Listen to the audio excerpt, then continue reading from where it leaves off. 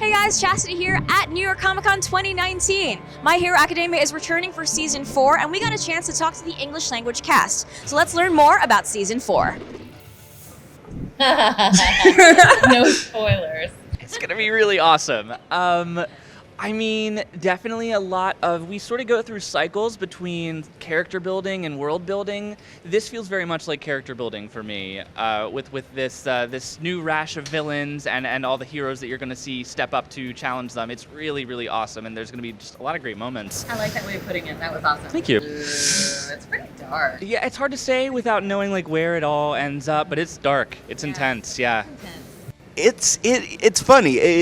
It goes back and forth. There are light moments, jovial moments, but for a lot of it, it's very much darker than what fans are used to. It feels a lot like the maturing of the series. Like everybody's growing up really quick, and it reflects that in its tone, I believe. I think it's a really good point that Kel makes is, for those who aren't caught up, no spoilers, but there is a character who gets killed, which is pretty rare in this show, to see a character who dies.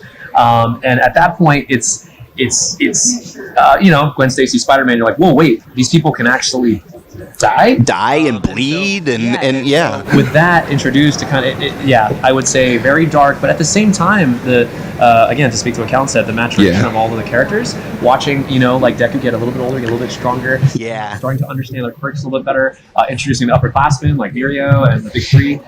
It's really exciting. We're so used to like anime characters staying 10 forever, but Deku actually, like, you can see and hear him grow up. It's phenomenal. It brings some realism to it, for as much as you can with a superheroes anime. The series has kind of grown up, it feels like, with its audience, and it seems like Season 3 had higher stakes than Season 2, and I do feel like Season 4 is just going to bring, it's just going to be a much more intense, there'll be a lot of great fights, it's going to be a lot of great animation.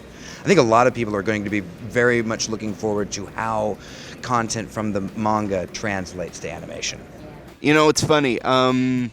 He comes in guns a-blazing, really. He's very sure of himself. That's something I like about him, that he's very self-assured, and everything he does is with a reason. And he, when he comes in, I think a lot will be scared, but a lot will be curious, because he's also very mysterious, and he doesn't really wears anything on his sleeve, really. So he, I think it's really up to interpretation. There are a lot of ways that people can perceive his opening there, but there definitely will be a tone shift that's darker, because I said that before. Oh man, you're gonna fall in love with him. He's like you want him on your side. You know what I mean? You want this guy in your corner. He is, again, like good friends with Midoriya, and they share the same birthday. They're like a bunch of things about them that are very similar. They do. Oh. Yeah, and they both have very similar hearts. I think they're, without, again, no spoilers, if you haven't read ahead in the manga, he's a character who's got a lot of grit. Never say die, and is the kind of character that you want to see succeed, and even in any sort of failure, you're still rooting for him. So typical kind of I wouldn't say typical underdog, because there's a lot of things that happen, a lot of crazy shifts and turns that happen in this season. But I definitely think Mirio is a character that is going to make some anime history with the feels. I already love him. Those big black eyes. Paolo's process is slow. I mean, she's been coming into her own very slowly, and I think she's still in that vulnerable young woman state. So I don't know that, like, with each step she gains a little bit more confidence, and we've seen her actually decide to have confidence, which is stuff. But I don't think she has reached any kind of plateau yet. So I just more. I'm looking forward to. I feel like with Kirishima, I feel like we need to get to know him a little bit more at this point. I feel like we've kind of gotten to a place where we've almost exhausted kind of him as just one of the students, and I feel like we're gonna just need to get to know him a little bit more. Well, yeah. I mean, we seen Deku grow, I think, probably more than anyone. We've just spent the most screen time with him, and he's toughened up a little bit. He's become a little more sure of himself. But at the same time, there is a real catalyzing event in Season 3 where now he's sort of grappling with the weight of all these expectations a lot sooner and a lot more urgently than I think anyone was expecting. So we're trying to incorporate a little bit of that as we go into Season 4 and sort of see where it takes us. I definitely take inspiration. I'm not a purist. I think that there is an art to dubbing, and if we're not bringing a little bit of ourselves into the characters, then we're doing a disservice to the characters. But I think that this show is so well done, and the voice actors are so good in Japanese, that it would be difficult not to take what they're giving us and let it inform our performances, because it already feels like that they are developing the character. They're a part of the character for me. It's not just like there's the character and then there's this take on it and there's my take on it. I feel like they are the character, and so my job is to translate their intentions to an audience. And so that's what we do. Yeah, absolutely. It's listening to the tonalities of the voice actor, intensities of the voice actor, where they're kind of striking, the line where it hits a little bit, where the iron gets hot within a given line. We always listen to the Japanese take prior to performing the English take. So we always get that opportunity to kind of hear where that goes and get a little bit of that inspiration.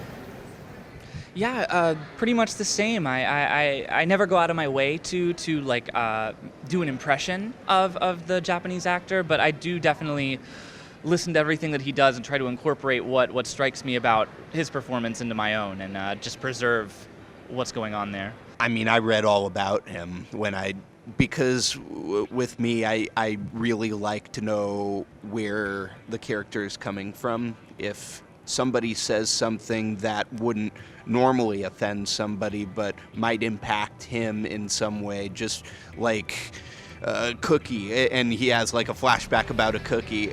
Unless I read that far ahead, sometimes I won't know that he's sensitive to cookies, and it won't show in his voice. Overhaul's not sensitive to cookies. This is just an example. Spoilers, Kelly. He's actually really, I found he's really sensitive to germs that way. He's a big germaphobe. So I wouldn't, somebody can assume looking at him, oh, he doesn't like germs because he wears a plague doctor mask and gloves all the time, but I'm oblivious, so I wouldn't have known that. But so, factoring that in plays a lot into it. And for the rest, I just listen to angsty music on the way to the studio. I definitely read the manga. I intake as much information as I can find anywhere. Pretty avid about it, so I'm really ready for that. But I'm doing that as the director, like with my eye on the entire big picture. So I guess I concentrate less on my character specifically and more on what's coming for everybody. I like to be surprised. I like that the first time that I get to kind of emote as the character, I'm seeing whatever that peril is or whatever that moment is, kind of live in that scene, as it were. I read ahead. I can't help myself. It's been that way since we started.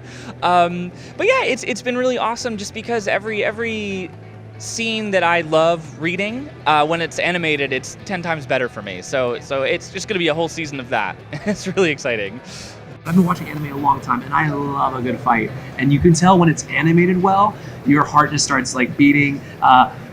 You know what I'm talking about. For those of you that know what I'm talking about, this sequence between Overhaul and Mirio is going to make you lose. Blow the roof Yeah, off. it's going to be personally, and obviously I have my own. I have my own chips on the table for here, but I am really invested in the quality of the animation for the fight. Yeah. I say the fight. There are many that occur, but yes. So without giving away too much, I am very excited for you to share in on what we are working on. Yeah.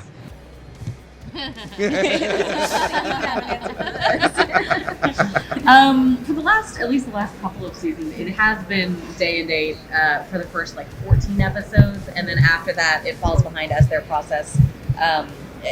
They're not quite as ahead, so we're getting things a little bit slower. So it can drift to about a 2-week delay.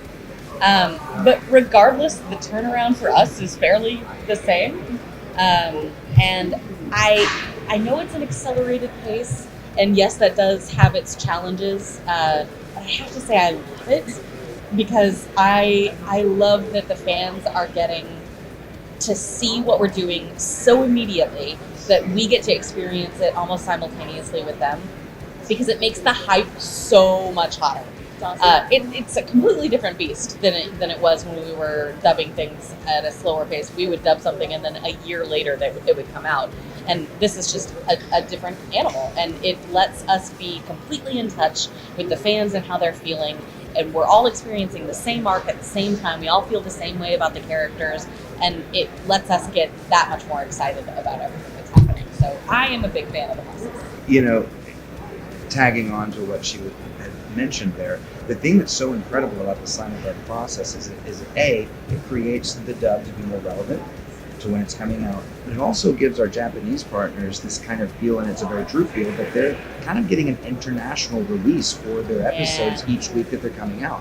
So one of the sideline benefits to doing this kind of a schedule is that we're getting a lot tighter as far as in our communications and in our connections with the Japanese production companies. So it really does feel like we're part of that production, as opposed to being something more, not an afterthought, but something that occurs so far, like you said, a year later after. Because a lot of times, like you mentioned, that hype dwindles. In 3 words, you gave a Season 4 in 3 words.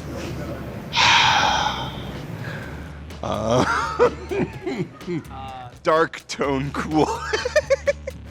Never give up. Okay.